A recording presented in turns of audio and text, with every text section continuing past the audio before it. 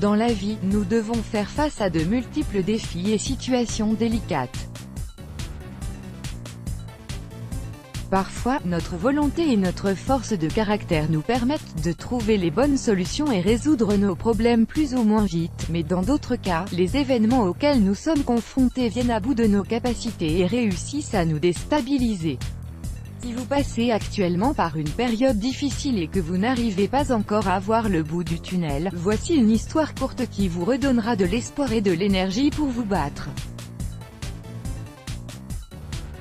Lisez la suite. Il nous est tous arrivé un jour ou l'autre, de nous sentir dépassés par les événements de la vie, de ne plus avoir la force de continuer à avancer et de sentir le désespoir s'immiscer progressivement en nous pour essayer de nous faire sombrer dans le cercle infernal de la dépression. Mais heureusement, nous avons réussi à nous en sortir, grâce à notre foi.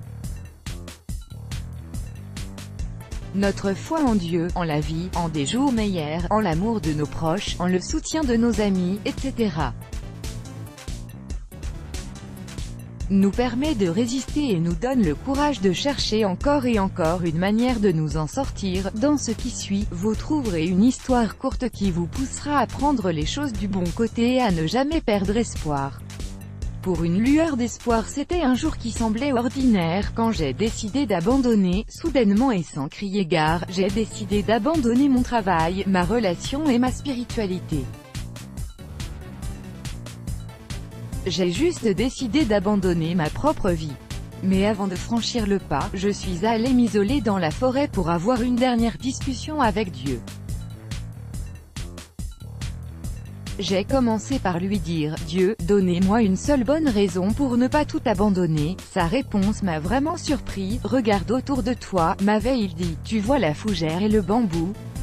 Après avoir répondu oui, il avait enchaîné. « Quand j'ai planté les graines de la fougère et du bambou, j'ai pris grand soin des deux. Je leur donnais assez d'eau et de lumière pour grandir, et la fougère a vite fait de sortir de la terre.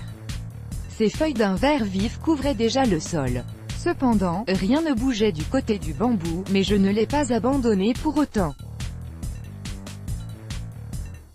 La deuxième année, la fougère continuait sa croissance et devenait de plus en plus abondante et luxuriante, tandis que le bambou ne donnait toujours aucun signe de vie.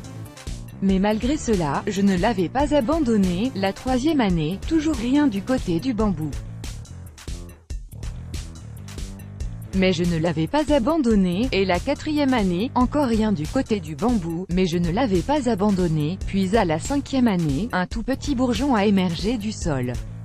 Comparé à la fougère, il semblait infiniment petit et insignifiant.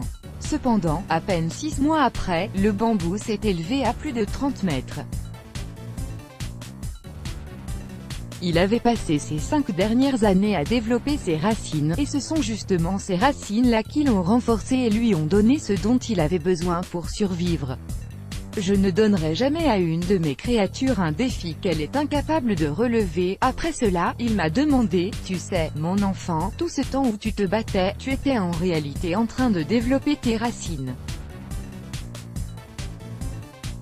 Comme je n'ai jamais abandonné le bambou, je ne t'abandonnerai jamais. Il a également ajouté, ne te compare pas aux autres. Le bambou avait un objectif différent de celui de la fougère, mais tous les deux ont contribué à embellir la forêt. Ton temps viendra et tu t'élèveras. Je lui ai alors demandé, jusqu'où devrais-je m'élever? Il m'a alors demandé à son tour, jusqu'où s'élèvera le bambou? Confus, je lui ai répondu, aussi haut qu'il pourra. Oui, m'avait-il répondu, donne-moi de la gloire en t'élevant aussi haut que tu pourras. Après cette conversation, j'ai quitté la forêt et écrit cette incroyable histoire, espérant que ces quelques mots aideront les gens en difficulté à voir que Dieu ne les abandonnera jamais, et qu'ils ne devraient jamais perdre espoir. Au lieu de dire à Dieu comment votre problème est compliqué, dites à votre problème comment Dieu est puissant.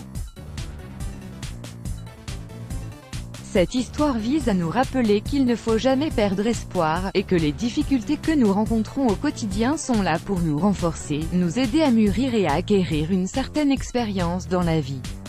car c'est justement en étant devant des situations délicates que nous apprenons à dépasser nos limites et à réagir de manière plus sage et plus raisonnable. Let's Block ADS